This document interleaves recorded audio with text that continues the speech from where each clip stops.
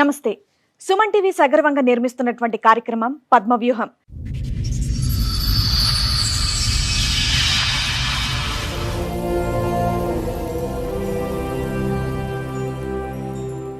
మరి ఈ కార్యక్రమాన్ని సమర్పిస్తున్నారు 6JVR జమలాపురం వారి రత్నాంజలి. మీ అదృష్టాన్ని మార్చుకోవడం ఇప్పుడు కల కాదు, 6JVR తో సాధ్యం. నాకు మ్యారేజ్ చేసేది మేడం, పెద్దలు చేసిన పెళ్ళి. ఇక తను పెళ్లి చేసుకుంటాను నాతో ఉండడం లేదు. ఏంటంటే అతను ఏం చేస్తున్నా అంటే మేడం, చెల్లెని మ్యారేజ్ చేసుకున్నప్పటి నుంచి టార్చర్ పెడుతుండు. చెల్లె చెప్పట్లేదు.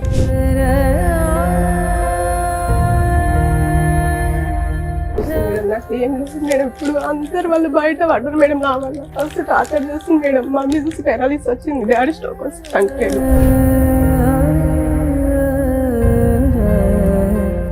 నువ్వు అంటే నాకు ఇష్టం లేదు, మా మమ్మీ నచ్చినందుకు నేను చేసుకున్నా. కట్నం గురించి నాకు ఆల్రెడీ ఇంకో అమ్మాయి ఉంది అని చెప్పింది మేడం. అమ్మ మంచుకున్నప్పుడు మేడం అమ్మ దగ్గర మాయ మాటలు చెప్పి 5 లక్షలు తీసుకుండు. నేను అడగంగా నాకు 1,20,000 రాసి ఇచ్చింది మేడం. ఇప్పుడు అమ్మ మాట్లాడలేని పరిస్థితి. అమ్మా, మీరు దగ్గర ఒక 500 మందిని పిలిచి భోజనాలు పెట్టారు. కనీసం మీ ఏరియాలో పెద్ద మనుషులు గాని వీళ్ళు గాని వచ్చి ఎవడ అడగలేదా? మాయం ఏం జరగాలి మేడం? ఏంటంటే మా పరిస్థితి ఏంటంటే మేడం, మా మమ్మీ చూస్తే అట్లా మా మమ్మీని చూసుకోవాలి మేము. నేనేమో ఆటో నడుపుతా మేడం, కిరాయి ఆటో నడుపుతా. చూసుకుంటాడు మేడం. ఇప్పుడు ఒక్క అమ్మ తీసుకుని ఉన్న డబ్బు అంతా ఆయనకి ఇచ్చిరు. ఆ డబ్బు ఇస్తలేడు, ఇక్కడ నాకేం న్యాయం చేస్తలే మేడం. నాకు విడాకులు అని పెళ్లి చేసుకున్నాను.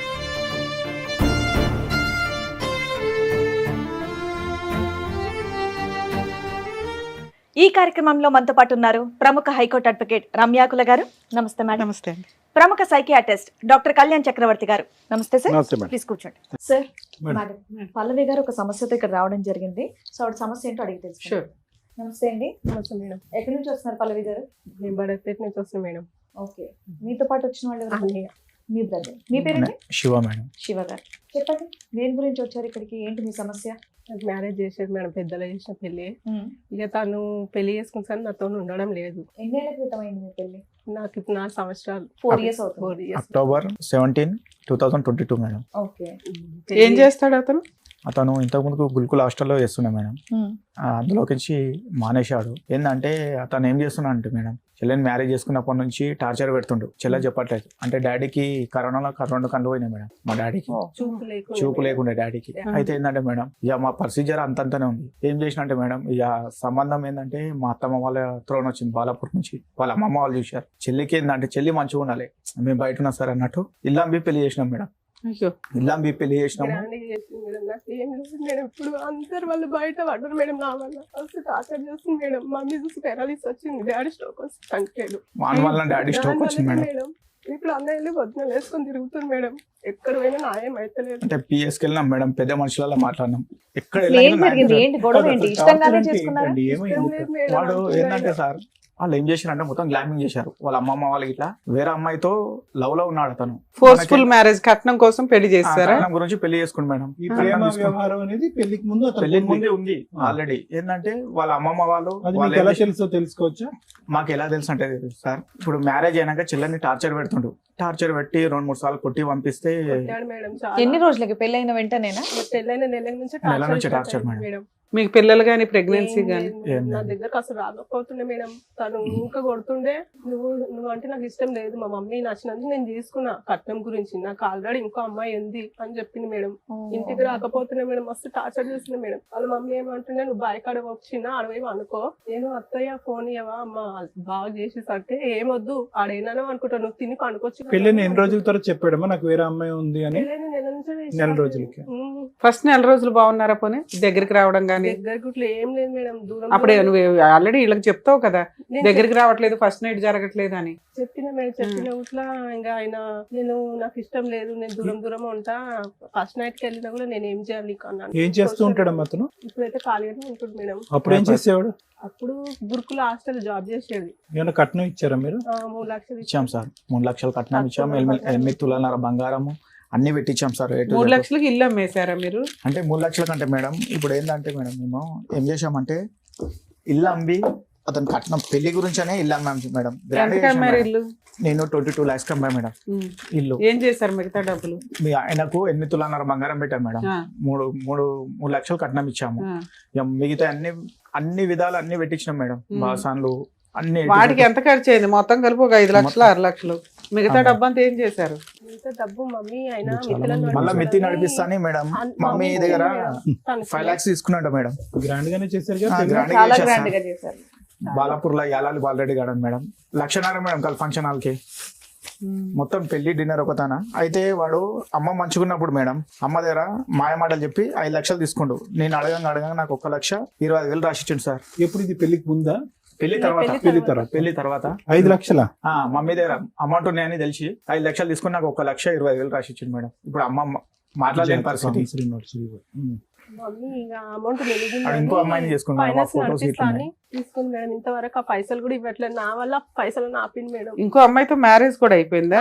చేసుకుని మేడం. ఇంకో బాబు వీళ్ళ పుట్టిండు. ఏదో ఫోటో ఏదో అందులో ఈ ఫోటో అంటే బండ్లగూడ పిఎస్ లో నాకు ఈ ఫోటో దొరికింది madam. Pavani madam, CI madam. ఏ ఇయర్ లో? ఇయర్ అంటే ఇప్పుడు మీ 22 లోనే చేసుకుండు. అంటే ఈ చెల్లె గొడవ అవుతుంది కదా మేడం, ఆ మధ్యలోనే చేసుకుండు. అంటే ఆల్రెడీ వాళ్ళ అమ్మమ్మ వాళ్ళ రిలేటెడ్స్ అంట మేడం. వాళ్ళు ఏం చేసినట్టు మొత్తం మాకు గ్లామింగ్ చేసారు మేడం. ఏంటంటే వాళ్ళ అమ్మమ్మకి తెలుసు, వాళ్ళ మామయ్యకి తెలుసు, వాళ్ళ అమ్మకి తెలుసు. వాళ్ళ అమ్మకి ఎంత రజాది దిగి చూడు మేడం. ఆ అమ్మాయి ఆమె ఎంత అందరు కలిసి చేసారు మేడం. ఇప్పుడు అందరు కలిసి చేసారు మేడం. నన్ను ఇట్లా ఇప్పుడు వాళ్ళ మమ్మీకి ఎంత మంచి దిగి చూడండి మేడం ఫోటో. వాళ్ళ మమ్మీ ఇలా దిగారు వాళ్ళతో పాటు. కొత్త కోడలు వచ్చింది, దాన్ని కొట్టి పంపించినాం. దానికి అవసరం లేదు మేము అని చాలా అడ్జస్ట్ మేడం వాళ్ళ మమ్మీ కూడా. అమ్మా మీరు అంత దగ్గర ఒక 500 మందిని పిలిచి భోజనాలు పెట్టారు. కనీసం మీ ఏరియాలో పెద్ద మనుషులు గాని వీళ్ళు గాని వచ్చి ఎవడ అడగలేదా? న్యాయం తర్వాత ముందు అడుగుతారు కదా ఒక తప్పు జరిగినప్పుడు. ఎవరు లేరు మేడం. ఇప్పుడు పెద్దవాడిని నేనే. ఎక్కడ వెళ్ళినా ఏమైతుందంటే ఈ పోరాడు అనుకోని మేడం నేను ఎంత మంది తీసుకెళ్ళినా చూడండి మేడం. ఎంత మంది తీసుకెళ్లి మాట్లాడాను. ఏంది నాకు ఎటువంటి న్యాయం జరగట్లేదు మేడం. 4 ఏళ్ల నుంచి ఇదే జరుగుతుంది. ఇదే మేడం. నేను ఎవరు మన మహిళా సంఘం ఉంటారు కదా మేడం, వాళ్ళని తీసుకెళ్తే దాదాపు నాకు 2 లక్షలు అప్పైనా మేడం. వాళ్ళ అంత మందిని తీసుకెళ్ళినా మేడం. ఎక్కడ పోయినా న్యాయం జరుగుతలే మేడం. తెలుసు మీకు ఏం న్యాయం కావాలనుకుంటున్నారు?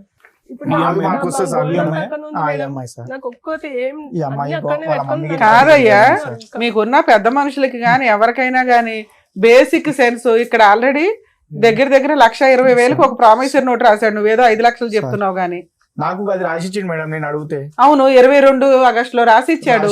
ఈ ఆగస్టుకి అయిపోయింది కదా, ఏం చేస్తున్నారు మీరు కేసు వేసుకోకుండా? మేడం నాకు అడగటం కాదు మేడం. నేను ఒక్కని అయిపోయినా మేడం. 3 ఇయర్స్ అయిపోయింది ఇప్పుడు. చూడు మేడం అలా మమ్మీ వాళ్ళ తమ్ముడు మ్యారేజ్ చేసుకున్నాము. ఎవరు నడవదు అన్నారమ్మా? నీకు నిజంగానే పెళ్లి అయిందిగా, ఫోటోలు ఉన్నాయిగా. ఎవరమ్మా కేసు తీసుకుంది? ఏపీఎస్ వాళ్ళు తీసుకోలేదు చెప్పండి. ఉమెన్ పిఎస్కి వెళ్ళాం మేడం సరుణ గారు. అయితే ఏం చేసిండంటే ఆ సిఐ సార్ ఆపిండు. ఎవరు అలీ సార్ అని ఉండే. ఏ సంవత్సరంలో వెళ్ళారు? మేము ఇప్పుడు ఏంటంటే మేడం ఇక గాంగానే మాకు కోలుకోకుండా అయింది మేడం. మా ఫాదర్ చనిపోయాడు, మమ్మీకి పేరాలిస్తూ హాస్పిటల్లో తిరిగి అక్కడిక్కడ నేనే టెన్షన్ అయిపోయి మేడం. ఇంటికి మా ఏంటంటే మాకు రూమ్ రెంట్కి ఇవ్వట్లేదు మేడం. అట్లా అయిపోయింది మా పరిస్థితి. మా మమ్మీని బాబు మీ కష్టాలు ఉన్నాయా కాదనట్లా. ఇప్పుడు వచ్చి ఎమోషన్ అయిపోయేంత కాదు, 3 సంవత్సరాలు అయిపోయింది. మీ కష్టాలతోటే జరిగిపోయినాయి అన్ని. దానికి కనీసం ఆ ఒక్క కేసు ఫైల్ చేసిన ప్రామిసరీ నోట్ కేసు బతికేది కదా. పెద్ద మనుషుల దగ్గరికి ఇట్లా వెళ్ళాం మేడం. పెద్ద మనుషులు నాకు 8 లక్షలు పేపర్ రాసి ఇచ్చారు మేడం. మాట్లాడినాక వాళ్ళు వెళ్ళి అడిగితే వాళ్ళు ఏమంటారు తెలుసా మేడం, నాకు మేము ఇవ్వాలా? అవునమ్మా, పెద్ద మనుషులు ఎంత వరకు చేయగలరో అంతే చేస్తారు. ఇప్పుడు మేమైనా గానీ మీరు ఇప్పుడు మా దగ్గరికి ఏం ఎక్స్పెక్ట్ చేసి వచ్చారు? ఆయన పిలిపించి ఏదో సెటిల్ చేస్తామని ఓ 10 లక్షలు మీకు రాయించామే అనుకోండి. రాయించడం వరకే. అతను భయపడి కేసులకు భయపడి ఏమన్నా ఇస్తే మీకు ఇస్తాడు, ఇవ్వకపోతే మీరు కేసులు వేసుకోవాలి. కౌన్సిలింగ్ ఇచ్చి వెళ్ళిపోయాడు. అసలు నువ్వు ఈమె ఎవరో అన్నట్టు ఉంటుండే మేడం. తెలుసా ఇంట్లో అంత టార్చర్ చేస్తుంది. నువ్వు కుక్కవి మా ఇంట్లో, నువ్వు పని మనిషి. అమ్మ ఎన్ని రోజులు ఉన్నావు నువ్వు ఆయన దగ్గర? 1 రోజులా 2 నెలల మేడం? అట్లా ఓపిక పట్టుకొని సంవత్సరం 2022లో ఇంకో అమ్మాయిని పెళ్లి చేసుకుంటే నువ్వు ఎందుకు ఉంటావు అక్కడ? ఇక మమ్మీ వాళ్ళకి చెప్పుకుని అక్కడనే ఉన్నా మేడం. అక్కడనే ఉండే మేడం. వాళ్ళు ఏం చేస్తుంటే మేడం వాడు ఇంటికి వెళ్ళట్లేదు, చెప్పలేదు. బయట ఉంటుంది. ఇప్పటికీ వాళ్ళ ఊర్లో లేరు మేడం. వాడు పరార్లు ఉండు. ఇప్పుడు పరాలు ఉన్నారు. అమ్మాయి ఎక్కడ ఉంది? అమ్మాయి ఎక్కడ ఉందో తెలుసా? ఆ అమ్మాయి కానీ ఆ ఫోటోలో ఉన్న కుటుంబ సభ్యులందరూ వాళ్ళు ఎవరైనా వేరే బోట్స్ ఉన్నాయి వాళ్ళే తెలియదు. పాడి షరీఫ్ సైడ్ ఉంటారంట సార్. పాడి షరీఫ్ సైడ్ రెంట్కుంటున్నట్టు తెలిసింది. అవును తెలిసింది, కానీ ఇప్పుడు ఫోన్ గట్ట ఏమని ఫోన్ ఉంది సార్, అతను ఫోన్ నెంబర్ ఉందా? ఫోన్ ఉంది, లైవ్ లోనే ఉందా నెంబర్? లైవ్ లోనే ఉంది సార్. ఒక నెంబర్ చేంజ్ చేసిండు, ఫస్ట్ నెంబర్. ఇంత పెళ్లి చేసుకుంటే అక్కడ ఇంకో పెళ్లి చేసుకుని వెళ్తే బాబాయ్, పెద్దోళ్ళు కూడా ఎలా సపోర్ట్ చేస్తున్నారమ్మా? పెద్దోళ్ళు కూడా మేడం అక్కడ పోయినా ఆయనకు వాళ్ళకి లంచాలు కదమ్మా, వాడైతే తప్పించి తిరుగుతున్నాడు, వాళ్ళ ఫ్యామిలీ మెంబర్స్ ని ఎవరిని ఇందులో కౌన్సిలర్ గారు ఎవరో వచ్చి మాట్లాడారు, మరి అప్పుడు ఏం తేలింది? కౌన్సిలర్ ఏమంటుండే తెలుసా సార్, ఇప్పుడు పెద్ద మనుషుల మాట్లాడినప్పుడు మేము రామంటుండు, కౌన్సిలర్ ఏమంటుండ అంటే, అరే బాబు నువ్వు చేసిన తప్పు, ఎందుకంటే పిఎస్ వాళ్ళు వచ్చారు నా దగ్గరికి ఇంకోరికి, ఇట్లా నువ్వు ఇంకో మ్యారేజ్ చేసుకున్నావు, వాళ్ళకి ఇట్లా ఏమంటారు, నువ్వు ఆ అమ్మాయికి ఒక సంబంధం చూసి చెయ్యన్నారు, అంతకు మేము చేయమన్నారు, మేము నీ వల్ల వచ్చి మేము దెబ్బలు తినాలి అన్నట్టు కౌన్సిలర్ ఇలా రావట్లేదు సార్, అంటే వెళ్ళి మాట్లాడతామంటే. ఎవరు ముందడుగు చేస్తలే మేడం, అమ్మాయి ఇట్లా అయింది కదా నీదే తప్ప అని అందరు వాళ్ళనే తిడుతున్నారు మేడం. ఊర్లో కూడా తెలుసా, నువ్వు మంచిగా ఉంటే అమ్మాయి బయటకి ఎందుకు వెళ్తుందిరా, నువ్వే చేసినావు ఇదంతా అని తననే అన్నాడు మేడం. ఏ పెద్ద మనిషి అనడంగానే ఇంకా న్యాయం ఏం జరిగిందని? న్యాయం ఏం జరగాలి మేడం, ఏంటంటే మా పరిస్థితి ఏంటంటే మేడం, మా మమ్మీ చూస్తే అట్లా, మా మమ్మీని చూసుకోవాలి మేము, నేనేమో ఆటో నడుపుతా మేడం, కిరాయి ఆటో నడుపుతా, కిరాయి ఆటో నడిపి మాకు అందరు చూసుకుంటాడు మేడం. ఏం ఇప్పుడు ఒక్క అమ్మని తీసుకొని వెళ్ళడానికి సార్ మేడం, మాకు తెలుసా ఉన్న డబ్బు అంతా ఆయనకి ఇచ్చిరు, ఆ డబ్బు ఇస్తలేడు, ఇక్కడ నాకేం న్యాయం చేస్తలే మేడం, నాకు విడాకులు అని తెలియజేసుకున్నాను. ఆఖరి సార్ ఎప్పుడమ్మా మీరు ఇద్దరు కలిసి ఉన్నది, మాట్లాడుకున్నది, కలిసి ఉన్నది? కలిసి అస్సలు లేరా? మొదటి రోజు కాడి నుంచి నువ్వు దూరంగానే ఉన్నావా? దూరంగానే పెట్టింది సార్, కొట్టి పంపిస్తే మరి 1 year ఎక్కడున్నావు నువ్వు? మీ అమ్మ వాళ్ళ ఇంట్లో ఉన్నావా? ఉంది సార్ మేడం, కొట్టి అప్పటి నుంచి ఆదివారం పిఎస్కి ఎమ్మెల్సీ అయింది మేడం. పెళ్లి బాబోయ్, ఇప్పుడు ఎంతకాలం నీ భర్తతో కలిసి ఉన్నావంటే ఒక 1 year ఉన్నానండి అన్నావు, 1 year మీ ఆయనతో లేవా? పోతుండే మేడం డ్యూటీ కానీ నైట్ డ్యూటీ మేడం. సరే ఒక రోజు కాకపోతే ఒక రోజు కూడా వస్తావా? వాళ్ళ ఇంట్లో నేను వాళ్ళ ఇంట్లో ఉన్నావు కదా? వాళ్ళ ఇంట్లో ఉన్నా కానీ అతనితో మాటలు గానీ కలవటం గానీ లేదు. 1 year వాళ్ళ ఇంట్లో అయితే ఉందా? 1 year ఉంది మేడం. ఉంది. ఇంకోటి ఏంటంటే మేడం, వాడు రాకపోతుండే ఇంటికి. మరి ఎవరుండే వాళ్ళ ఇంట్లో? వాళ్ళ మమ్మీ ఉంటుండే, మరిది ఉంటుండే. కొట్టి ఎట్లా వెళ్ళిపోతుంది అన్నట్టు కొట్టేసి సార్, కొట్టి పంపిస్తే ఎమ్మెల్సీ వాళ్ళ మమ్మీ ఎఫ్ఐఆర్ అయిందా ఏమన్నా? ఎఫ్ఐఆర్ అయింది మేడం. ఏది చూపించండి ఎఫ్ఐఆర్. ఎఫ్ఐఆర్ కాపీ ఉందన్నా? ఉంది. ఈ ఎమ్మెల్సీ తర్వాత ఉందిగా, క్యాజువాలిటీ ఓపీడీ ఉంది. ఇది ఎప్పుడు 23లో కదా? సార్ ఈ ఫ్యామిలీ కౌన్సిలింగ్ వచ్చాడన్నా? ఈ సార్ అతను ఏం చేస్తుండంటే, మేము వెళ్ళినప్పుడు రావట్లేడు, ఆ సిఎస్ఆర్తో కాంటాక్ట్ చేసుకుండు. మేము ఈరోజు వెళ్ళి కూర్చున్నాము, నెక్స్ట్ డే కూర్చున్నాం, ఆ రోజు రావట్లేడు, సార్ ఇన్ఫర్మేషన్ ఇస్తుండు. మళ్ళీ నెక్స్ట్ డే ఏం చేస్తుండంటే, నెక్స్ట్ డే మేము పోయిన రోజు వస్తుండు, సార్ ఏమంటుండు, వచ్చి నాతో కలిసి వెళ్ళిపోయాడు అంటుండు. అది ఏందో అర్థం కావట్లేదు మేడం. మీరు ఇంకే లాయర్ చేత ఏ కేసులు వేయలేదు, డొమెస్టిక్ వైలెన్స్ కానీ మెయింటెనెన్స్ కానీ? అదెందుకు బాబు, ఇప్పుడన్నా వేయాలి కదా మేడం. మాకేం తెలియదు మేడం, ఇప్పటి వరకు మేము పిఎస్ బాబు. ఇక్కడ ఒక టీవీ షో ఉందని తెలిసింది, ఎంత దూరం మీ అమ్మగారు పెరాలసిస్ అని తెలిసిన ఆటోలో పెట్టుకొని తీసుకొచ్చారు, ఏ సింపతి గెయిన్ చేద్దామనో నాకు అర్థం కాల. దానికి ఒక పద్ధతి ఉంటది కదమ్మా. ఇప్పుడు ఆవిడ వచ్చి ఏం చేస్తారు, మీ వైఫ్ వచ్చారు, ఆవిడ వాళ్ళిద్దరు ఇంటి దగ్గర ఉండొచ్చు, మీరు ఏం అడగాలనుకుంటున్నారు అనేది ఇక్కడికి వచ్చి మాట్లాడొచ్చు. అందరి దగ్గరికి పేపర్లు ఇవి అవి వేసుకుని వెళ్తున్నారే తప్ప రిజల్ట్ ఏంటి అనేది ఒక స్టేజ్ లో, రెండో స్టేజ్ లో అర్థమైపోవాలి కదా. 3 years 4 years ఈ రోజులో తెలియకపోవడం ఏంటి సార్? లా అనేది యూట్యూబ్ చూస్తున్నా తెలుస్తుంది, తెలియకేం కాదు, వీళ్ళకి ఊరికే అయిపోవాలి నిమిషాల్లో. కాదు మేడం, ఆల్రెడీ మాకు ఏం చేశారంటే, వాళ్ళు మధ్యలో ఉన్న వాళ్ళు ఏం చేశారంటే మాకు అక్కడనే ఆపిరు మేడం. ఇప్పుడు మేము మహిళా సంఘంతో మాట్లాడడం కదా, మహిళా సంఘాలతో ఆపారు, ఒక 2 నెలలు ఆపారు, తర్వాత 2 నెలలు ఇదే, తర్వాత పెద్ద మనుషులు ఆపారు, 2 నెలలు ఆపారు, తర్వాత ఇంకో పెద్ద మనుషులు వెళ్ళారు, 2 నెలలు ఆపారు, పోలీస్ స్టేషన్ కి వెళ్ళారు, 3 నెలలు ఆపారు, ఉమెన్ పిఎస్ కి వెళ్ళారు, 2 నెలలు ఆపారు. మేడం మా ఫాదర్ చనిపోయింది మేడం మధ్యలో, మా మమ్మీ. ఆ తర్వాత సంగతి చెప్తున్నా, ఈ 2 years పంచాయతీ చెప్తున్నా. కౌన్సిలర్ వచ్చారు, 2 నెలలు ఆపారు, తర్వాత ఏంటి? అన్ని అయిపోయినాయిగా. ఈ టీవీ షోకి రావడానికి ముందు ఆ క్లైమాక్స్ కి మధ్యలో ఏం చేశారు చెప్పండి? మధ్యలో అంటే మేడం కోర్టుకే తిరుగుతున్నాం మేడం, జడ్జి మేడం. ఏ కోర్టుకి తిరిగారు? ఏం కేసు? 498 కేసు మీరు తిరగాల్సిన పని లేదు, మీరు అడ్డంగా మోసపోయారు, మాకు అర్థం అవుతుంది. ఆ పెద్ద చీటర్ చేతిలో పడ్డారు. ఆ కుటుంబం అక్కడ అంత సీన్ లేదు, ఇక్కడ మీ దగ్గర అంత సీన్ లేదు. ఏదో ఒకటి జరిగి మీకు 8 లక్షలు ఇవ్వడానికి వాళ్ళ దగ్గర ఏమున్నాయి? వాళ్ళ దగ్గర 8 లక్షలు ఇచ్చారు. మరి మీ ఏరియాలో పెద్ద మనుషులు 1 ఎకరం మీరే వాడుకోండి అని మిమ్మల్ని అనలేదా? ఏం మాట్లాడతలేదు.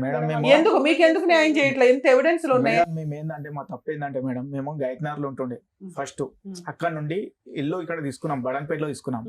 అట్లా మాకేందంటే అక్కడ పెద్ద మనుషులు ఎవరు తెలియదు మేడం, మాత్రం ఎవరు రావట్లేరు.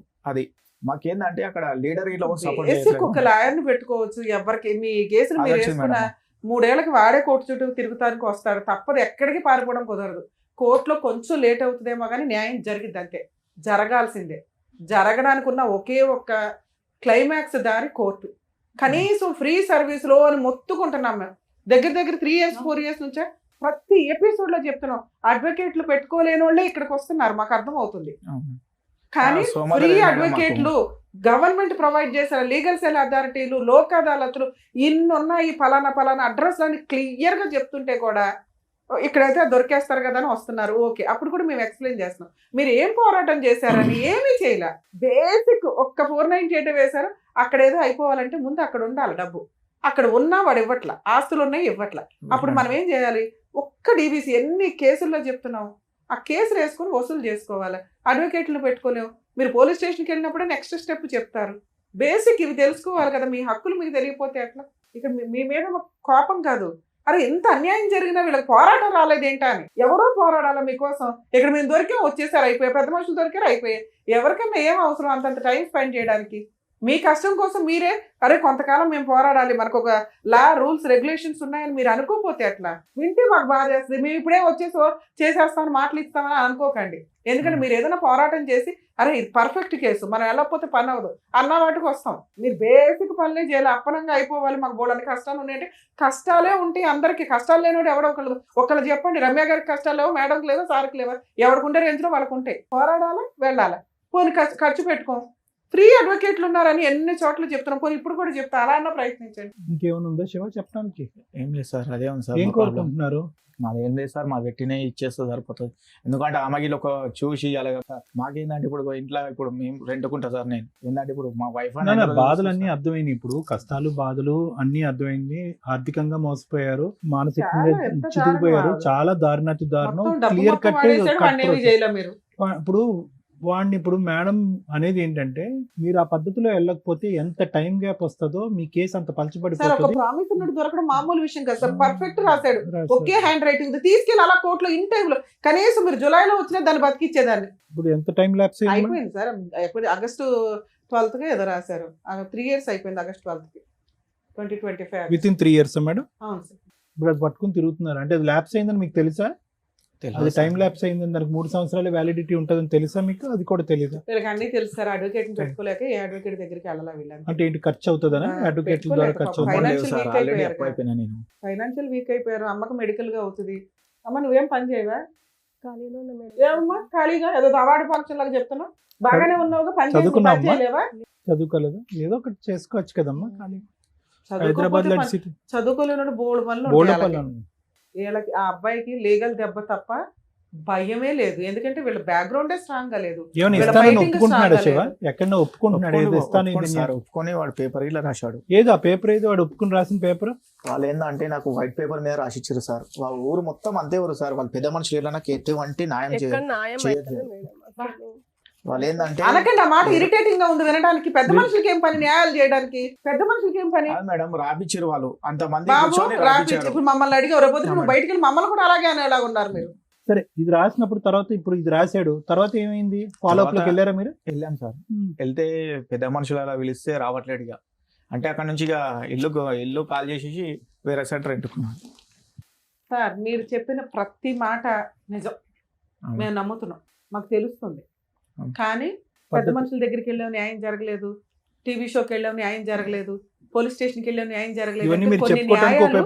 టైం ప్రకారం జరుగుతుంది, పర్ఫెక్ట్ వేలో వెళ్తే జరుగుతుంది.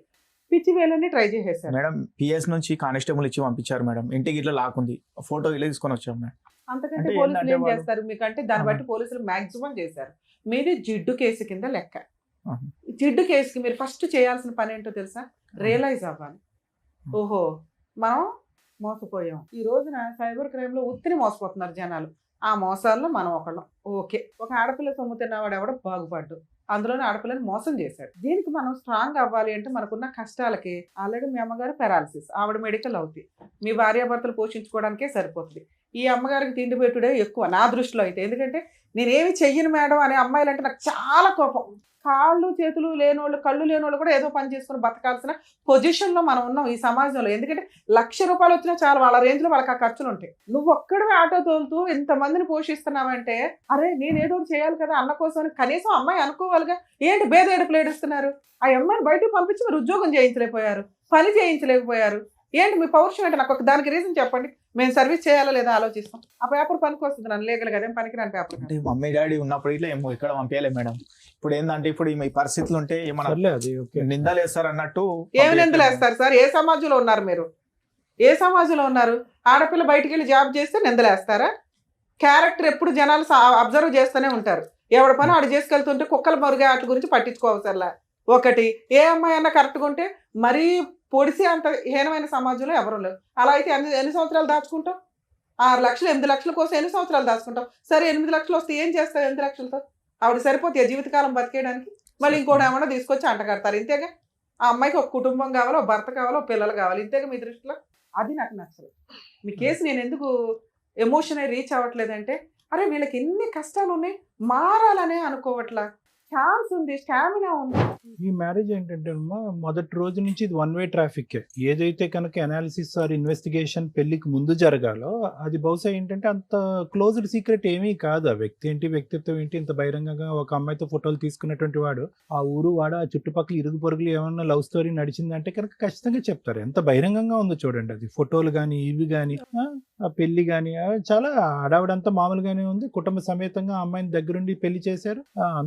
అంతా చాలా కథ నడిచింది. ఇటు వచ్చి ఏంటంటే కనుక వాడిని ఊరికనే ఒక మగాడిని అలా వదిలిపోయకూడదు, వాడిని మార్కెట్లో పెట్టాలి, మార్కెట్లో పెట్టి వాడు ఎంఆర్పి ఎంతో కనుక్కోవాలి. సో ఆ ఎంఆర్పి ప్రకారం మీరు 3 లక్షలు ఇచ్చారు, ఘనంగా పెళ్లి చేశారు, ఒక ఇంటోడు అయ్యాడు. వాడు ఏమనుకున్నాడంటే వచ్చిన కాడి నుంచి మిమ్మల్ని తోలుబొమ్మలాట్లాగా ఇంట్లో ఒక మనిషిలాగా పెట్టి ఉద్యోగం సద్యోగం అనుకుంటూ ఊరు వాడ తిరుగుతూ వేరే సెటప్ పెట్టుకుని అక్కడ కాపురం చేశాడు. ఆ 1 ఇయర్ పాటు కేవలం వాడు 1 ఇయర్ పాటు చేసింది ఏంటంటే కేవలం నీకేంటంటే ఇమోషనల్ గా విరిగిపోయేటట్టు చేశాడు. దొరికినట్టు అందనట్టు బయట ఉంటూ ఏంటి అసలు మొగుడు అనేవాడు ఉన్నాడా, ఒంట్లో ఉన్నాడా అంటే ద ప్లాన్. నేను అనేది ఏంటంటే ఈ విధంగా వచ్చేటటువంటి వాళ్ళకి ముందు నుంచే clear cut plan of action ఉంటుంది. ఈ ప్లాన్ లో కేవలం వాడు ఒక్కడే భాగస్వామి కాదు, మొత్తం కుటుంబ సభ్యులు అందరూ భాగస్వామి. ఎందుకంటే కనుక అరే సమాజం గురించో కట్నం గురించో మనం పెళ్ళైతే చేస్తాము, తర్వాత నువ్వు ఆడుకుంటావో పాడుకుంటావో నీ ఇష్టం, ఆ అమ్మాయిని ఉంచుకుంటావో పంపిస్తావు నీ ఇష్టం అని చెప్పి. ఇక్కడ చూసారా ఏమైందో?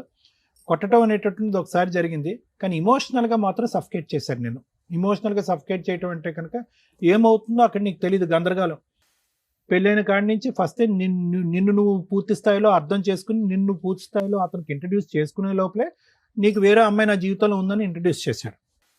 తర్వాత ఇంకా అక్కడి నుంచి అరే వేరే అమ్మాయి ఉందా అనేటటువంటి ఆలోచన నీకు పూర్తి స్థాయిలో జీర్ణించుకునే లోపలే ఇంట్లోకి రావటం వెళ్ళటం ఇవన్నీ జరిగింది. అంటే నేను అనేది ఏంటంటేనమ్మా ఇక్కడ 2 మిస్టేక్స్. ఓకే, ఒలిగిపోయినటువంటి గ్లాసులోంచి ఒలిగిపోయినటువంటి పాలు గురించి ఆలోచించేది ఏంటి, మిగిలినటువంటి పాలు తాగి కడుపు నింపుకోవచ్చు కదా అనేది ఒక సామెత. అంటే ముందు జరగవలసినటువంటి ఇన్వెస్టిగేషన్ జరగలేదు, ఎవడో ఒకడు వచ్చాడు, పూర్తి స్థాయిలో కుటుంబ సమేతంగా అందరూ వచ్చి మీ కుటుంబ సమేతంగా అందరినీ మోసం చేశారు.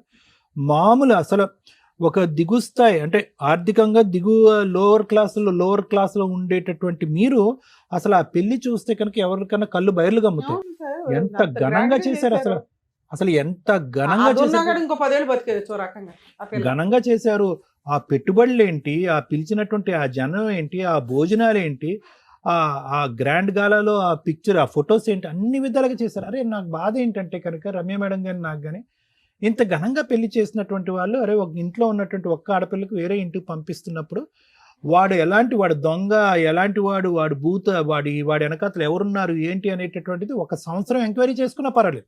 అంటే నీలాంటి ఆడపిల్లలు ఎవరైనా కూడా అరే ఈడేదో జాబ్ చేసేస్తున్నాడు, హైట్ ఉన్నాడు, వెయిట్ ఉన్నాడు, కుటుంబం అంతా కూడా మంచిగా అనిపిస్తుంది అని చెప్పి ఈ పైకి కనిపించేటటువంటి హంగులు కాకుండానే లోతుగా వెళ్ళి ఇన్వెస్టిగేట్ చేయడానికి ట్రై చేయండి.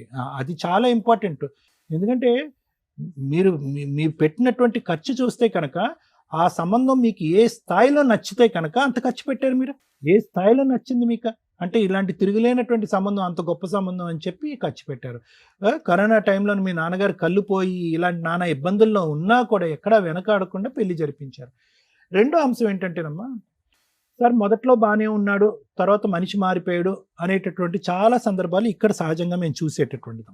ఇక్కడ డే 1 నుంచే ఒక మారు మనిషిని మీరు చూశారు. డే వన్ నాకు వేరే అమ్మాయి ఉంది, వేరే అమ్మాయిని నేను పెళ్లి చేసుకుని నాకు వేరే లవ్ స్టోరీ ఉంది, నువ్వు ఉన్నావు ఉన్నట్టే, నాకు అక్కర్లేదు అనేటటువంటి మనిషి నీకు నువ్వుగా ఏదో ఇన్వెస్టిగేట్ చేసుకుని అతను ఫోన్ చెక్ చేసో లేదంటే మార్కెట్లో ఒక అమ్మాయితో తిరుగుతున్నట్టు కాదు సహజంగా మీ స్టేజ్ మీద చూసేటటువంటిది. అతనికి ఓన్గా వచ్చి నీకు డిక్లేర్ చేశాడు. అంటే దొంగోడు వచ్చి నేను దొంగ డాష్ అని నీకు ఓపెన్గా చెప్పుకున్నప్పుడు అక్కడి నుంచి మీరు ఇంకా వెయిటింగ్ ఏం ఆడకూడదమ్మా, హైపర్ అలర్ట్ అయిపోవాలి మీరు. అంటే ఇంకా 1-way ట్రాఫిక్ అని నేను అన్నాను స్టార్టింగ్ నా ఓపెనింగ్ స్టేట్మెంట్లో. అంటే అది నిలిచేటటువంటి పెళ్లి కాదు, ఊడేటటువంటి పెళ్ళి. ఎందుకు అంటే కనుక కపట్ నాటకం కానీ దొంగ నాటకం కానీ కుటుంబ సమేతంగా అందరూ చేసినటువంటి మోసం అక్కడే బహిర్గతం అయిపోయింది. అక్కడ మొదలైనటువంటి కథ ఎక్కడ వేసిన గొంగలు అక్కడే ఉంది ఇప్పటికీ కూడా. డబ్బులు పోయినాయి, పరువు పోయింది.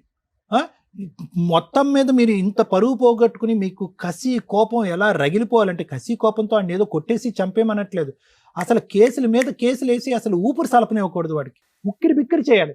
అప్పుడు సచ్చినట్టు వచ్చి సిట్టింగ్కి వస్తాడు, కాంప్రమైజ్ వస్తాడు. మీరు ఆ ఒక్క స్టెప్ తప్ప మిగతా అవన్నీ చేశారు. ఇప్పుడు ఏమైంది, అవన్నీ చేయటం వల్ల వాళ్ళని పిలిపించుకోవటాలు, వాళ్ళకి కూడా కొద్ది గొప్ప ఎవరన్నా అవనియండి కొద్ది గొప్ప డబ్బులు ఇవ్వటాలు, వాళ్ళ భోజనాలు కాఫీలు, మీ పెట్రోల్ ఖర్చులు, అక్కడ తిరగటాలు ఇక్కడ తిరగటాలు, ఇవన్నీ తడిపి మోపుడయింది కదా. దాని బదులు ఒక లాయర్ని పెట్టుకుని ఈ పాటికి మొత్తం గట్టిగా బిగించుంటే వాడు కాలబేరానికి రాడు. ఇప్పుడు వాడికి అర్థమైపోయింది. ఇందాక నుంచి ఏమంటున్నారంటే మేడం కానీ నేను కానీ మిమ్మల్ని సైకలాజికల్గా బలహీనం చేసి మిమ్మల్ని అన్ని పద్ధతుల్లోంచి వెళ్ళేటట్టు చేసి, ఏ పద్ధతుల్లో అయితే కనుక మీరు వెళ్తే ఖచ్చితంగా ఓడిపోతారు అన్ని పద్ధతుల్లో మిమ్మల్ని పంపించేటటువంటి విధంగా చేసి, ఎక్కడికి రమ్మన్నా ఆ పంచాయతీకి వచ్చి, ఎక్కడ సంతకం పెట్టమన్నా అక్కడ సంతకం పెట్టి, ఆఖరికి మీ పరిస్థితిని ఎలా క్రియేట్ చేశాడు అంటే కనుక మీరు ఇది తప్ప మీరు ఏమీ చేయలేరు. ఊరికనే చూడండి మీ బ్రదరు బహుశా అతని జీవితకాలం సరిపోదేమో అన్ని ఎవిడెన్స్లు కలెక్ట్ చేసుకున్నాడు. వచ్చిన కాడి నుంచి ఎవిడెన్స్ల మీద ఎవిడెన్స్లు చేస్తున్నాడు. బయట పేపర్లోనే ఇన్ని ఎవిడెన్స్లు ఉన్నాయి, అతని ఫోన్లో స్టోరేజ్ కూడా నిండిపోయింది మొత్తం, అన్ని ఫోటోలు గిటోలు, సఖీ దగ్గర ఫోటోలు అన్నీ. అంటే ఇన్ని ఆధారాలు పెట్టుకుని ఆ ఆధారాలన్నీ ఏం చేశారంటే బీరోలో పెట్టి తాళం వేసి జోబులో పెట్టుకుని జోబులో నింపుకున్నాము. ఆధారాలన్నీ కూడా ఒక ట్రాక్లోకి వెళ్ళి ఒక పద్ధతిగా మీరు పట్టు బిగించుంటే కనుక ఈ పార్టీ గెలిచేసేవారు, మీరు అయిపోయి ఉండేది. ఎందుకు మీరు ఇంకా ప్రైవేట్ పంచాయతీలు, టీవీ షోలు ఇలాంటి వాటి మీదే ఆధారపడుతున్నారు అనేటటువంటిది మా బాధ. పోనీ కలవటానికి ఏమైనా అవకాశం ఉందా? ఎవరైనా కూడా యూజువల్గా ఇలా వచ్చి కూర్చునే వాళ్ళు ఎవరంటే, సార్ 3 years బాగానే ఉన్నాడు, తర్వాత ఒక అమ్మాయి ఎవరో పరిచయం అయిందో, ఆ అమ్మాయితో కనెక్ట్ అయ్యాడు, మంచిగా ఉన్నటువంటి మగాడు తర్వాత మారిపోయాడు అనేటటువంటి చోట మనం ఏంటంటే ప్లాన్ బి, అది 2-way ట్రాఫిక్. అంటే కలపాలన్నా కలపచ్చు, విడగొట్టాలన్నా విడగొట్టచ్చు, ఫైనాన్షియల్ కంపెన్సేషన్ కావాలన్నా తీసుకురావచ్చు. ఇక డే 1 నుంచి మీకు స్మెల్ తెలిసిపోయింది వీడు కరెక్ట్ కాదని చెప్పి. సో కాబట్టి ఏంటంటే ఇప్పటికైనా నేను చెప్పేది ఏంటి అంటే కనుక, దయచేసి ఈ వేదిక వరకు వచ్చినటువంటి మీరు అర్థం చేసుకోవాల్సింది ఏంటంటే, సానుభూతుల గురించో లేదంటే అయ్యో ఎంత అన్యాయం అయిందమ్మా, ఇంత నష్టం జరిగిందా అనేటటువంటి మాటల గురించో, మీ పనులు మేము చేసేస్తాం, డోంట్ వరీ, వాడిని పిలిపించి మేము సంతకం పెట్టించేస్తాం అని చెప్పి చల్లబొల్లు కబుర్ల గురించో మీరు దయచేసి ఈ బుట్టలో పడకండి. ఒక సిస్టమేటిక్గా ఒక పద్ధతి వ్యవహారం అనేటటువంటిది ఉంది. అది కొద్ది టైం పట్టినా లేట్ అయినా ఖచ్చితంగా అది ఒక మార్గాన్ని డిసైడ్ చేస్తుంది. ఎక్కడున్నా కూడా కొండను తవ్వైనా కూడా వాడు బయటకు వస్తూ ఉంటాడు. ఆ ఒక్క మార్గం తప్ప మీరు ఏం చేయలేదు. వాడిని తలపగలు కొట్టాడు, ఎమ్మెల్సీ అయింది. ఏం ఉపయోగించుకున్నారు ఆ ఎవిడెన్స్ని? మీరు హత్యాయత్నం పెట్టలేదా, అటెంప్ట్ టు మర్డర్ పెట్టలేదా? ఎమ్మెల్సీ అయిందమ్మా, స్కల్ ఇంజరీ, ఫ్రాక్చర్ అయింది, ఎక్స్రేస్తో పాటు మొత్తం అంతా కూడా మీ దగ్గర ఎవిడెన్స్ ఉన్నాయి. ఫాలో అప్ ఏది? ఒక కాగితం పట్టుకుని, ఏదో ప్రామిసరీ నోట్ పట్టుకుని, అది ఎక్స్పైర్ అయినటువంటి 3 సంవత్సరాల తర్వాత జోబులో పెట్టుకుని అది తిరుగుతున్నారు మీరు. ఆ డబ్బులు కూడా మాయమైపోయినట్టేగా. సో ఇప్పటికైనా అమ్మ ఇప్పుడు ఒకటే గుర్తుపెట్టుకో, దిగేమో ఎంత లోతుందో మనకు తెలుసు ఇందులో. ఓకే, ఇప్పుడు మనకి స్విమ్మింగ్ రాకపోయినా స్విమ్మింగ్ చేయాలి, కొట్టాలి అంతే, కాళ్ళు చేతులు ఆడాలి, కొట్టాలి అంతే, కనుక తేల్తాం, లేదంటే మునిగిపోయి చచ్చిపోతాం అంతే, ఏం బతకలేం మనం. ఈరోజు మీరు పోరాడేది దేని గురించి? ఓన్లీ ఒక్కటే మిగిలింది ఇక్కడ, పరువు అనేటటువంటిది మీరు తీసుకోలేదు, వాడు తీశాడు. ఘనంగా మీరు చేసినటువంటి పెళ్లి వల్ల మీరేమీ నష్టపోలేదు, మీరు తలదించుకోవాల్సినటువంటి అవసరం లేదు. ఈ రోజు మీరందరూ కలిపి ఒంటి చేతి మీద ఇతను మొత్తం కుటుంబాన్ని నడిపిస్తున్నాడు. అది మామూలు పరిస్థితి కాదు, పెద్ద వయసు కూడా ఉండదు ఈ అబ్బాయికి ఫస్ట్ మీరు ఇవ్వాల్సిన అందరూ పద, నేను ముందు పద, ఇలాగ ఈ పంచాయతీలు ఇవన్నీ వద్దు, నేను దమ్ము ధైర్యంగా నేను ఉంటాను, నా కాళ్ళ మీద నేను నిలబడతాను, పెళ్ళి ఉంటేనే జీవితం, పెళ్ళి లేకపోతే వేస్ట్, వ్యర్థం అనేది కాదు, నా కాళ్ళ మీద నిలబడి నేను ఉద్యోగం, నేను చేదోడు వాడ్డాడుగా ఏదో ఎంతో కొంత సంపాదిస్తాను, నువ్వు మనోధైర్యంతో ఉన్నా అన్న, మనం ఫైట్ చేద్దాం అని చెప్పి అతనికి ధైర్యాన్ని ఇవ్వండి మీరు ఫస్ట్. మోస్ట్ ఇంపార్టెంట్ అది. ఇది ఒక్కటే మార్గం అమ్మా. నేను చెప్పేది ఏంటంటే కనుక ఇక్కడ పరువు, ప్రతిష్ట ఇవన్నీ తీసి పక్కన పెట్టండి. ఫైనాన్షియల్ కంపెన్సేషన్ గురించే మీరు ఈ రోజు ఇక్కడ కూర్చున్నారు. దానికి ఉన్నటువంటి ఏకైక దారి లాయర్ మేడం చెప్పినట్టుగా లీగల్ అప్రోచ్, దాన్ని నమ్ముకోండి. మిగతా అన్ని తీసి పక్కన పెట్టండి. సుడో ప్రామిసెస్, ఫాల్స్ ప్రామిసెస్ మేము చేసేస్తామని ఎవరన్నా పెద్ద మనుషులు కూర్చుంటే కనుక ఎవరిని కూర్చోనివ్వద్దు. ఎందుకంటే అందరినీ కూడా టోపీ వేయగలిగేటటువంటి సమర్థుడు మీ సోకాల్డ్ భర్త. Thank you sir. మీ ఇంట్లో ఎవరెవరు ఉంటారు సార్? నేను, మా వైఫ్ మేడం, మమ్మీ, సిస్టర్. మీకు ఎంతమంది పిల్లలు? పిల్లలు లేరు మేడం. 5 years అవుతుంది మ్యారేజ్. మీ వైఫ్ ఏమైనా జాబ్ చేస్తారా? బ్యూటిషియన్ చేస్తుంది. అప్పుడు చేయొచ్చా జాబ్? బ్యూటిషియన్ చేస్తుంది మేడం. అదే ఆ పని చేయొచ్చా? చేయొచ్చు కానీ మీ సిస్టర్ చేయకూడదు అని అంటున్నా. మీ సిస్టర్ చేయకూడదు? అట్లా ఏం లేదు మేడం. కాకుండా అంటే ఇప్పుడు ఎంత అయ్యింది సార్, మీ వైఫ్ బ్యూటిషియన్ వర్క్ చేస్తుందంటే ఆ సరౌండింగ్స్ లోనే ఆవిడ అండర్లోనో ఆవిడ పక్కనో తను చేసే చోట మీ సిస్టర్ ని కూడా పంపించవచ్చు. అంటే 1 month ఎందుకంటే ఒక కన్న తల్లి లాగా రక్షణగా మీ వైఫ్ ఉంది. నిజంగా అమ్మాయిని అప్రిషియేట్ చేయాలి సార్. పెరాలసిస్ అత్తగారు, భర్త వదిలేసిన పాప, మా అమ్మాయి తప్పేమీ లేదు, అయినా కూడా ఇలా ఒక ఆడపడుచుని ఎంటర్టైన్ చేస్తూ మీ ఇద్దరు కష్టార్జితంతో నలుగురిని పోషించుకుంటూ వెళ్తున్నారు చూసారా. మీకు ఓకే బ్రదర్గా మీకు ఓకే, మంచి మంచి బ్రదర్. ఈ మధ్య బ్రదర్స్ అంత ఎమోషన్ కనిపించట్లే. మీ వైఫ్కి హ్యాట్స్ ఆఫ్ చెప్పాలి. ఎవరు సార్ ఈ రోజుల్లో ఏ వదినండి బాబు ఎట్ట కూర్చోబెట్టి వంట ఇప్పుడు చేయగలిగితే ఇంట్లో ఏమైనా శుభ్రం చేసి వంట చేస్తుందేమో, అంతకు మించి ఇది అస్సలు నాకు నచ్చలేదు సార్. ప్లీజ్ నా రిక్వెస్ట్, మీ వైఫ్తోనే పంపిస్తారు. ఆడపిల్ల సంపాదించాలి, అవసరం వచ్చిన రోజు. ఆ అమ్మాయికి అవసరం వచ్చింది, 3 ఏళ్ళు కూర్చోబెట్టేశారు. సంపాదించి కాపురాలు నాశనం చేసుకోమని నేను చెప్పట్లా. ఎందుకు చదివించారు? ఇంటికి సంబంధించి అన్ని బాధ్యతలు టాలెంట్గా చేసుకొని వెళ్తుందని. అవసరం వచ్చిన రోజు ఫైనాన్షియల్ సపోర్ట్, తనని తాను పోషించుకోగలిగిద్దని. ఓకే, ఈరోజు తనని తాను పోషించుకునే పొజిషన్లో లేదు. మీ వైఫ్ కరెక్ట్గా లేకపోతే ఏడబోయేది? మీరు గుండెలు బాదుకొని కూడా అరే మా అమ్మకి మా చెల్లికి నేను ఏదైనా చేద్దాం అనుకున్నా చేయలేకపోతున్నానని చేతులు కట్టుకోవాలి, లేదా మీ వైఫ్ని వదిలేసి ఇక్కడికి రావాలి. మీకు జీవితం ఉండదుగా అప్పుడు, అవునా? అందుకు మీ వైఫ్ని నేను అప్రిషియేట్ చేశాను. మీ ముగ్గురు జీవితాలు మీ వైఫ్ మీద ఆధారపడదు. ఇక్కడికి కూడా వేస్ట్ అయినబ్బా రావడం అని అనుకోకండి. ఎందుకంటే ఇప్పటిదాకా మీ చిప్లో ఏం చేయాలనే దానికి ఫాస్ట్గా అయిపోవాలి, ఫాస్ట్ ఫార్వర్డ్లు అయిపోవాలి, పెద్ద మనుషుల దగ్గరికి వెళ్తే అయిపోద్ది, పోలీస్ స్టేషన్, ఇవన్నీ చేశారు చూసారా. ఎవరికైనా నేను అదే చెప్తాను సార్, కోర్టు వద్దు. చచ్చిపోతున్నారు కోర్టులో జడ్జెస్. పొద్దుట కూర్చుంటే అర్ధరాత్రులు కూడా వర్క్ చేస్తున్నారు. ఇంకా అడ్వకేట్ల కన్నా బ్రీతింగ్ టైం ఉంటుందేమో. మీకు మీ ఒక్కటే కేసు, ఆ డిస్ట్రిక్ట్లో ఉన్న కేసులన్నీ పాపం వాళ్ళకే ఉంటాయి. జడ్జి పోస్టుల కంటే దారుణమైన పోస్టు ఇంకేమీ లేదా అన్న భయం వేస్తుంది. ఎందుకంటే పాపం మొన్న మధ్య డిస్ట్రిక్ట్ కోర్ట్స్కి వెళ్తే కూడా 9 to 10 వరకు కూడా జడ్జిలు వర్క్ చేస్తున్నారు, లేడీ జడ్జెస్ కానీ జెంట్స్ జడ్జెస్ కానీ. అందుకని కోర్టుకి ఫ్యామిలీ కేసులే, మళ్ళీ మిగతా కేసులో కాస్త బ్రీతింగ్ టైం ఉంటుంది. ఈ ఫ్యామిలీ కేసు జడ్జెస్కి నరకం కనిపిస్తుంది ఒక రకంగా. అందరూ మంచోళ్ళే, అందరూ చెడ్డోళ్ళే, ఎవరికి న్యాయం చేయాలి, చట్టం ఏది ఉందో దాని ప్రకారమే వెళ్తూ ఉంటారుగా. కాబట్టి అక్కడ బర్డెన్ పెంచకుండా మీ ఏరియాలో మీ చుట్టాల, మీ పెద్ద మనుషుల, లేకపోతే కుల పెద్దల ఇలా కొంచెం ట్రై చేయగలిగితే 1-6 సిట్టింగ్స్లో సెటిల్మెంట్ అయితే ట్రై చేయండి. అవ్వలా అది జిడ్డు కేసు, లీగల్గా వెళ్ళాల్సిందే. అవును బై టైం పడుతుంది, 3 సంవత్సరాలు పడుతుంది ఖచ్చితంగా. 3 to 5 years అని ఫిక్స్ అవ్వండి. న్యాయం కావాలంటే పడుతుంది మరి. ఎందుకంటే మన ఒక్క కేసే కాదు కదా, అందరం అక్కడికే వెళ్తున్నాం. అర్థమవుతుందా? కాస్త నిజాయితీగా చేసే అడ్వకేట్లు ఎవరైనా ఉంటే రీజనబుల్ ఫీజులకు తీసుకొని కూడా చేస్తారు. మీకు పని అదే తెలియలే. ఎక్కడికి వెళ్తే ఎలాంటి న్యాయం జరిగిద్దో మీకు తెలియకపోవడం అనేది ఇప్పటిదాకా జరిగింది. ఈరోజు అది తెలియచేస్తాం. మీరు కరెక్ట్ డెసిషన్ తీసుకోవడానికి, ఆలోచన విధానం మార్చుకోవడానికి ఈ స్టేజ్ మీకు పర్ఫెక్ట్గా ఉపయోగపడుతుందని నా ఉద్దేశం. గ్రాండ్గా పెళ్ళిళ్ళు చేస్తున్నారా?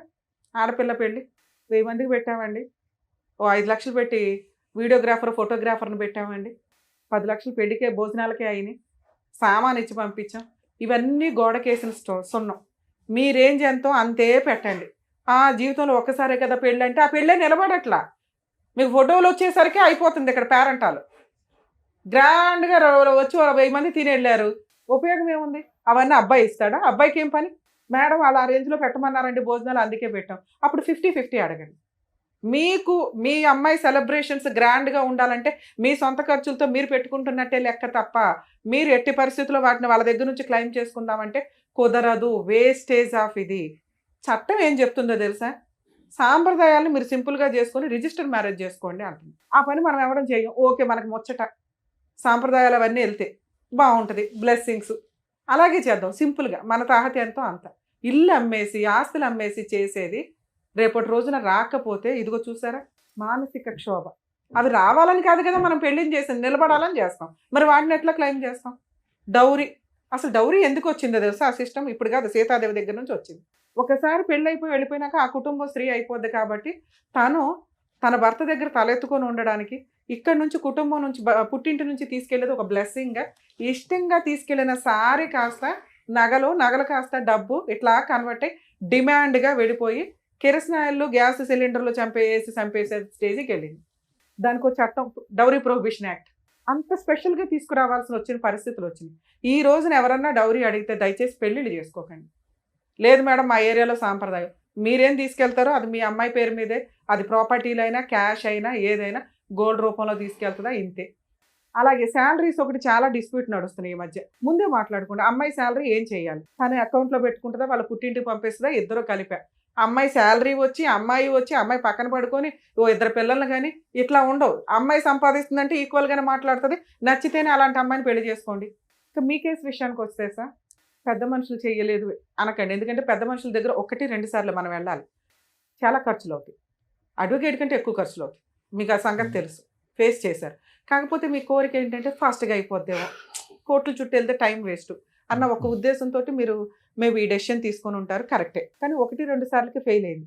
ఏ పెద్ద మనిషి అయినా, ఏ లాయర్ అయినా, ఏ కోర్టు అయినా ఆర్డర్స్ ఇవ్వగలదు తప్ప గుంజి తీసుకురాలేదు. అలా ఆడు ఇవ్వలేనప్పుడు ఏం చేస్తారు? జైలుకి పంపిస్తారు. జైలుకి వెళ్ళటం అనే ఒక భయం ఉంది చూసారా, దాంతోటే సెటిల్మెంట్లు అవుతాయి. 1.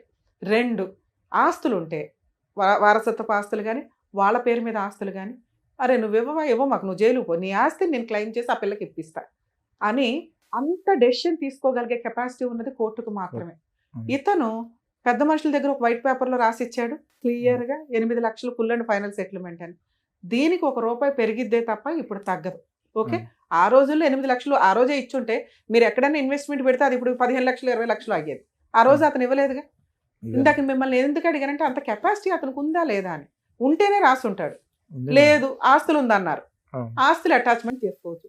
మరి ఇప్పుడు రమ్య గారు మాట్లాడేసి ఏమైనా చేయగలరా అంటే, ఇప్పుడు రమ్య గారు సారు మేము మాట్లాడితే ఎలా ఉంటుందంటే, పొల్లయ్య మాట్లాడాడు, ఎల్లయ్య మాట్లాడాడు, వెంకయ్య మాట్లాడాడు, ఇప్పుడు రమ్య గారు మాట్లాడారు, యూజే ఉంది. కానీ మీ స్టేజ్కి అది సెట్ కాదు. ఇప్పుడు మేము మాట్లాడడం వల్ల ఈ 5గురు లిస్టులో 6వ వాళ్ళం కింద మేము యాడ్ అవుతాం. మీరు ఆ గోబు ఎట్లా పగల కొట్టాలంటే లీగల్గానే కరెక్టే. మీరు అడ్వకేట్ని పెట్టుకోలేరు. పోలీస్ స్టేషన్ కేసు మీకు చాలా స్ట్రాంగ్గా రాశారు, ఈచ్ సెక్షన్స్ అయిపోయినాయి పర్ఫెక్ట్గా. ఆ అమ్మాయికి కొట్టినవి కానీ ఎమ్మెల్సీ రిపోర్ట్స్ని బేస్ చేసుకొని డౌరీకి సంబంధించి, మెంటల్ ఫిజికల్ హెరాస్మెంట్కి సంబంధించి అన్ని సెక్షన్స్ పెట్టారు. అంటే మీ పోరాటం బాగుందో లేకపోతే మాలాగా వాళ్ళు నమ్మారు, నిజమే కాబట్టి పోలీసులకి తెలుస్తుంది. కానీ ఎంత చేయగలరో అంతే చేయగలరు, మిగతాది మనం చేసుకుంటూ వెళ్ళాలి. పెద్ద మనుషులు వద్దు, ఇంకెవరు వద్దు, అయిపోయింది. వాళ్ళందరూ అలవాటు అయిపోయారు. అతనికి 3 ఏళ్ల నుంచి అతనికి కొమ్ములు కూడా వచ్చేసింది, నన్ను వీళ్ళు ఏమీ చెయ్యలేరు, అరే బాబు మేమేం చేయలేము, చట్ట ప్రకారం జరిగిన రోజుకే న్యాయం జరిగింది. ఈ ఆశలు వదిలేసుకోండి ఫస్ట్. మీరు నేను చెప్పినట్టు కోర్టులో వేయండి, 2 ఇయర్స్లో వాడు సెటిల్మెంట్కి రాకపోతే అడగండి. అదేంటి మేడం మీరు ఫోన్ చేస్తే అయిపోద్ది కదా అంటే అవ్వదు. ఎందుకంటే ఇదే ఫస్ట్ అనుకోండి, సెకండ్ అనుకోండి, మేము మాట్లాడితే అరే బాబు తర్వాత లీగాలిటీ ఉందనే భయం. ఇప్పుడు అతనికి అది లేదు, వీళ్ళు ఏమీ చేయలేరు, వీళ్ళు మేము దాక్కున్నాం, ఎక్కడ దొరుకుతారు, కోర్టులో వేసుకుంటే దొరుకుతారు. అర్జెంటుగా అయిపోవాలనేది మీ కేసులో అవ్వదు. కొంచెం దీనికి ప్రిపేర్ అవ్వండి. ఇల్లు గడవాలి, ప్రశాంతంగా ఉండాలి. మనకి ఇప్పటికిప్పుడు కోటేశ్వరంలో ఏమో అవ్వవసరం, ఈ డబ్బులు ఎక్కడ పోవని నేను చెప్తున్నా. నేను మాట ఇచ్చానంటే అది 100% జరిగింది, మీరు టెన్షన్ పడకండి ఫస్ట్. కాకపోతే రమ్య గారు ఏమంటున్నారు, 2 ఇయర్స్ పడుతుంది అంటున్నారు. ఆ 2 ఇయర్స్కి ఏం చేయాలి సార్? మీరు FIR ఇచ్చారు, యాక్చువల్లీ నాకు ఇప్పుడు సెట్ చేయడానికి కుదరలేదు, ఛార్జ్ షీట్ అయిందా లేదో చూడండి. సూపర్గా 7 మెంబర్స్ మీద పెట్టారు. 7 మెంబర్స్ మీద ఛార్జ్ షీట్ అయ్యిందంటే ఇవాళ కాకపోతే రేపైనా వాళ్ళు సెటిల్మెంట్కి రావాల్సిందే. ఎందుకంటే మీకు ఇది సగం వరకు పోలీసులు చేశారు, మిగతా సగం పబ్లిక్ ప్రాసిక్యూటర్ ఉంటారు. ఆ కేసుకు కూడా మిమ్మల్ని పిల్లరు, మీ అవసరం ఉంటే తప్ప. సో మీ తరపున ఫ్రీగా కేసు బ్యాక్గ్రౌండ్లో నడుస్తూ ఉంటుంది.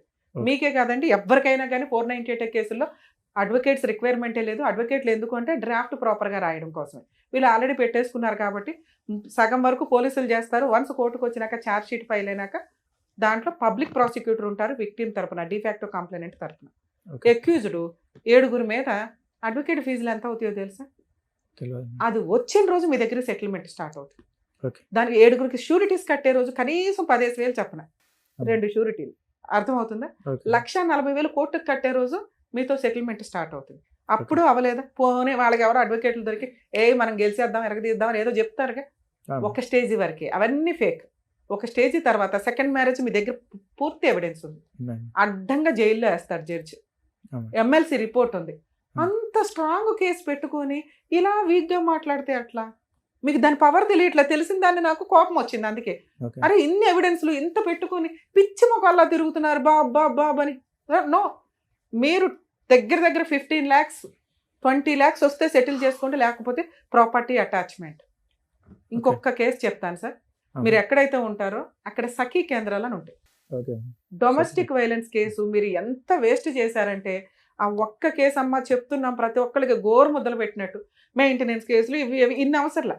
ఒక్క డొమెస్టిక్ వైలెన్స్ కేసు ఒక చిన్న ఫ్రూట్ బాస్కెట్ అనుకోండి, నానా రకాల ఫ్రూట్స్ అందులో ఉన్నట్లే ఇది ఒక 5 కేసులతో సమానం. ఓకే. ముందు అందులో ఇంటీరియర్ మెయింటెనెన్స్ నెలకి 30,000 40,000 కావాలని వేయండి. ఫిజికల్ అటాక్ ఇవన్నీ జరిగినాయి కాబట్టి పనిష్మెంట్ కాంపెన్సేషన్ 40 lakhsకి వేయండి, ఎందుకంటే ఆ కేసుకి అంత వర్త్ ఉంది. ఎంత ఇస్తారని జడ్జి ఇష్టం, ఓకే. తను అంత డిమాండ్ చేయొచ్చు. అందులో 8 to 10 lakhs అబ్బాయి యాక్సెప్ట్ చేసిన డాక్యుమెంట్సే ఉన్నాయి. ఉన్నాయి. నెక్స్ట్ మీ పెళ్లివి మీరు పెట్టిన సామాన్లు కలిపి కూడా కోర్టు ఆర్డర్ చేస్తారు. ఇది కాంపెన్సేషన్, అది marriage expenses, mental physical harassment అన్ని కలిపి నేను 40 lakhs అని చెప్తున్నాను. ఇది ఎక్కడ అంటే సఖీ కేంద్రానికి వెళ్ళి మీరు పోలీస్ స్టేషన్లో ఎలా అయితే బిహేవ్ చేస్తారో అక్కడ అలా బిహేవ్ చేస్తే government free legal aid provide చేస్తారు. ఓకే. అక్కడి నుంచి మీకు అడ్వకేట్. ఈ 2 వేసి మీ పని మీరు చేయండి. ఇలా పని చేయాలంటే సొసైటీ ఏమనుకుంటుందో, చుట్టుపక్కల అమ్మ ఏ తప్పు చేయలేదు సార్, ఈ రోజు అలాంటి అమ్మాయిలు దొరకట్లా మాకు క్యారెక్టర్ తోటి. ఎవరో ఏదో అంటారు గుచ్చుతారంటే ఎవరి పని అడుగుంది, వాళ్ళ పాపని వాళ్ళే పోతారు. అంత గబ్బు నోరు వేసుకుని వాళ్ళు తిరుగుతుంటే మనమేం అనలేంగా, అర్థం అవుతుందా? వాళ్ళు ఏదో అనుకుంటారు, వీళ్ళు ఎవడో చోపడి తిండి పెట్టరుగా. ఆ అమ్మాయిని గౌరవంగా జాబ్, నువ్వు జాబ్కి వెళ్తావు వెళ్ళవా, ఏదో ఒక పని, అసలు నెక్స్ట్ 1st తారీఖు నుంచి నువ్వు వెళ్ళావని చెప్పి నేను వినాలి ఆ మాట. ప్లీజ్ లేడీస్ ఇట్లా ఉండకండి తల్లి, అవసరమే లేదు. అన్ని పర్ఫెక్ట్ ఉన్నారు మీరు, మీ వదిలి చూసి నేర్చుకోండి. ఆ అమ్మాయి కుటుంబం కోసం వెళ్ళింది, ఆ పిల్ల బంగారం ఒక రకంగా. మరి మిమ్మల్ని తిట్టినా పడండి, ఎందుకంటే అంతే మీ కేసు అంతే. మీరు జాబ్కి వెళ్ళండి, మీకు తగ్గ మంచి వ్యక్తి రాసి పెట్టే ఉంటుంది ఎక్కడో అక్కడ. కానీ వీడంతా తేల్చండి ఫస్ట్, ఇది నా కోరిక. ఇక సఖీ కేంద్రం మీరు ఎక్కడ ఉంటారో చెప్తే ఆ అడ్రస్ నేను చెప్తాను. బడంపేట మేడం. అమ్మా బడంపేట మేడం. అంటే ఎక్కడికి వస్తుంది? సిటీ సివిల్ బాలాపూర్ పక్కన. అయ్యో బాబు, మీకు సరూర్ నగర్ ఉమెన్ పోలీస్ స్టేషన్కి వెళ్ళి ఉంటారుగా, వాళ్ళని అడిగితే కూడా చెప్తారు సఖీ కేంద్రం. కనుకోట మేడం, కనుకోట. సార్ మీ దాంట్లో సఖీ కేంద్రం ఫోటో ఉంది కదయ్యా, వెళ్ళా సార్ నేను. సఖీ అని ఫోటో తీసే సఖీ కేంద్రం కనుక్కుంటాను అంటున్నా. ఒకవేళ వెళ్తేనా ఒకసారి ప్లీజ్ వెళ్ళండి. నేను ఇప్పుడు చెప్పినట్టు అక్కడ ఇది 498 ఈ పేపర్స్ మీ దగ్గర ఉన్న ఎవిడెన్స్ అంతా ఒక సెట్ పెట్టుకోండి, అన్ని కేసులకి కావాలి. సో ఆ కేసుతో కూడా మ్యారేజ్ ఫొటోస్, వెడ్డింగ్ కార్డు, అమ్మాయికి సంబంధించింది, ఈ FIR కాపీలు, ఇక్కడే కంప్లైంట్లో చెప్పారు అవి చెప్తూ ఇందాక నేను చెప్పిన డిమాండ్స్ అడగండి, ఫ్రీ అడ్వకేట్ని అడగండి. 100% ప్రొసీడింగ్స్ ప్రకారం మీకు 100% 15 lakhs అన్న సెటిల్మెంట్ అవుతుంది. ఇప్పుడు నేను చెప్పిన వేలో మీరు ఫైట్ చేస్తే మీ ఫైటింగ్ మీరు చేయండి. ఇన్ కేసు ఒక 1.5 yearకి ఏదైనా తేడా వస్తుంది, షో నడుస్తూనే ఉంటుంది మీ అందరి కోసం. ఓకేనండి, అవన్నీ ఆధారాలు sir. Madam thank you so much. మరి ఇంత గ్రాండ్ గా పెళ్లి చేసిన తర్వాత మరి ఇంతలా మోసం చేస్తారనేది నేను నిజంగా చూడడానికి వినడానికి చాలా షాకింగ్ గా ఉంది. అలాంటి వాళ్ళకి ఎలాంటి పనిష్మెంట్ ఇస్తే బాగుంటుంది అండ్ వీళ్ళకి ఎలా న్యాయం జరిగితే బాగుంటుందో చెప్పినందుకు థ్యాంక్ యూ సో మచ్. మరో కథతో మళ్ళీ కలుద్దాం.